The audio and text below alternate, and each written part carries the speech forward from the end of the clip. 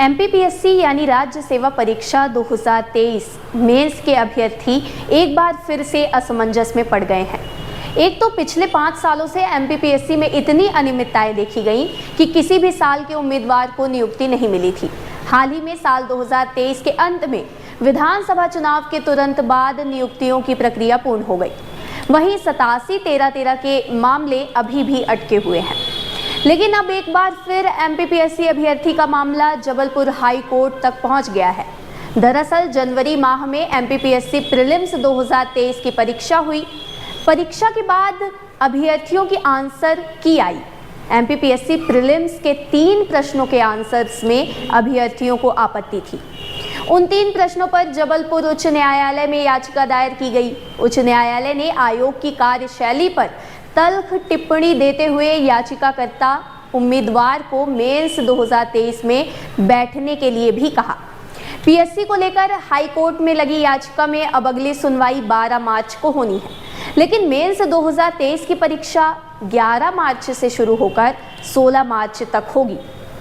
आप सोच रहे होंगे कि मेंस 2023 को लेकर सभी अभ्यर्थी असमंजस में क्यों हैं। परेशानी इस बात की है, यदि जबलपुर उच्च न्यायालय 3 प्रश्नों को लेकर कोई आदेश जारी करता है तो फिर यह कई उम्मीदवारों के अंतिम रिजल्ट को प्रभावित करेगा। यानी प्रीलिम्स के रिजल्ट में एक बड़ा बदलाव हो सकता है। साथ ही जो उम्मीदवार कट ऑफ के पास हैं वो मेंस एग्जाम के लिए एलिजिबल हो जाते हैं। फिर एमपीपीएससी 2023 मेंस का क्या होगा? क्योंकि हाई कोर्ट का आदेश 12 मार्च को आता भी है तो एलिजिबल उम्मीदवार घोषित होंगे, वह मेंस में कैसे बैठ पाएंगे? इस मामले में न्यायालय क्या फैसला ले सकती है? क्या आयोग को मेंस परीक्षा की तारीख बढ़ानी पड़ेगी? इन सभी प्रश्नों के लिए सुनिए एडवोकेट वीके माला को। देखिए, पहली बात तो माननीय न्यायालय में उन परीक्षार्थियों द्वारा जो रिट पिटीशन याचिका PIL दायर की गई है, उस पिटीशन की कॉपी आयोग को पहुंच चुकी है। पिटीशन की डेट जैसा आप बता रहे हैं कि 12 मार्च को लगी हुई है, सो उसकी सुनवाई में लगी हुई है। 12 को सुनवाई है, 11 को एग्ज़ाम है, ऐसा कुछ माननीय न्यायालय में है। तो जो रिट पिटीशन है उसमें माननीय आयोग को नोटिस गई है, तो नोटिस के आधार पर, प्रकरण के आधार पर माननीय आयोग को ये करना चाहिए कि वो बच्चे वंचित न हों जो लोगों ने पिटीशन फाइल की है। उसके लिए या कि समय वृद्धि कर देनी चाहिए, डेट बढ़ा देनी चाहिए। यदि नहीं बढ़ाई जाती है तो उन परीक्षार्थियों को भी परीक्षा में सम्मिलित करा लेना चाहिए, ताकि वो परीक्षा में, यदि मान लीजिए न्यायालय का, माननीय उच्च न्यायालय का निर्णय आता है तो ऐसी टर्म्स कंडीशन पर पुनः परीक्षा होगी, विशेष परीक्षा आयोजन होगी, तो सरकार को, आयोग को पुनः परीक्षा, स्पेशल परीक्षा लेने के लिए एक नवीन व्यवस्था बनानी होगी, या कि परीक्षा ले लेंगे और न्यायालय में जो भी डिसीजन होगा उसको माननीय उच्च न्यायालय के डिसीजन को एक्सेप्ट किया जाएगा। पर यदि वो परीक्षार्थी वंचित होते हैं और न्यायालय का निर्णय परीक्षार्थियों के पक्ष में आता है, तब क्या होगा? तो ऐसी कंडीशन में परीक्षार्थियों द्वारा जो पिटीशन फाइल की गई है उसकी सूचना जा चुकी है, उसकी आयोग के पास नोटिस है, तो नोटिस के आधार पर वो संबंधित अधिवक्ता पैरवी कर रहे हैं। तो ऐसी कंडीशन पर उनको इस विषय पर विचार करना चाहिए और परीक्षार्थियों को परीक्षा में सम्मिलित कराने के लिए माननीय न्यायालय से भी अनुमति ले लेनी चाहिए। दूसरा विषय ये खड़ा होता है कि परीक्षार्थियों को जैसे जानकारी हो गई कि आयोग के द्वारा डेट डिसाइड कर दी गई है एग्ज़ाम की कि 11 मार्च को एग्ज़ाम होने जा रहे हैं, 12 को हमारी सुनवाई है। ऐसी कंडीशन में अपने माननीय विद्वान अधिवक्ता महोदय उच्च न्यायालय के माध्यम से ये बात को आग्रह करें कि हमारा एग्ज़ाम 11 को होने जा रहा है, 12 को माननीय न्यायालय की सुनवाई है, तो माननीय न्यायालय से आग्रह किया जाए कि डेट बढ़ाई जाए, या कि उन परीक्षार्थियों को भी उस परीक्षा में सम्मिलित कराया जाना चाहिए। इस प्रकार का तर्क माननीय न्यायालय के समक्ष विशेष आवेदन के माध्यम से, पिटीशन के माध्यम से दिया जाना चाहिए।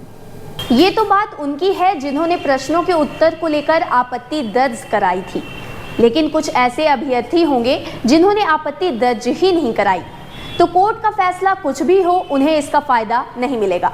बशर्ते अभ्यर्थियों ने याचिका दायर नहीं की लेकिन एमपीपीएससी के पास आपत्ति जताई थी, उन्हें इसका फायदा मिलेगा। तो जिन अभ्यर्थियों ने आपत्ति दर्ज नहीं कराई है उनके लिए ये जानना जरूरी है कि अगर सवालों में संशय हो तो आखिर करना क्या होता है। दरअसल प्रीलिम्स एग्जाम के कुछ दिनों बाद ही आंसर की आती है। आंसर की आने के 1 सप्ताह के भीतर ही अभ्यर्थियों को आपत्ति वाले प्रश्नों के लिए आवेदन करना होता है। आवेदन कहाँ करना होता है, कैसे करना होता है, इसकी क्या क्या प्रक्रिया है, आइए जानते हैं एमपीपीएससी विश्लेषक विनीत शुक्ला से। माननीय जबलपुर हाई कोर्ट ने अपना फैसला सुनाया है और वो फैसला था आपत्ति पे। बहुत सारे स्टूडेंट्स ने आपत्ति लगाई थी, ऑब्जेक्शन रेज किया था क्वेश्चंस के रिगार्डिंग कि हमारे 2 क्वेश्चन 4 क्वेश्चन से हमारा पेपर रह गया है। लेट से उदाहरण के लिए अगर हम ये मान लें कि कट ऑफ गया था 160 और किसी स्टूडेंट ने स्कोर किया है 158 और 2 नंबर से उसका रह गया है, मगर उसने आपत्ति लगाई थी। और आपत्ति लगाई थी कहाँ? एमपीपीएससी के वेबसाइट में जो ऑब्जेक्शन रेज करने का ऑप्शन होता है वहाँ उसने आपत्ति लगाई थी। तो उस आपत्ति के बेसिस पे और माननीय जबलपुर हाई कोर्ट के बेसिस पर जो डिसीजन दिया, तो माननीय जबलपुर हाई कोर्ट ने परमिशन दिया है उन स्टूडेंट्स को कि आप यानी एमपीपीएससी उन स्टूडेंट्स को एडमिट करो मेंस के पेपर के लिए, यानी ये बच्चे मेंस का पेपर देने जाएंगे।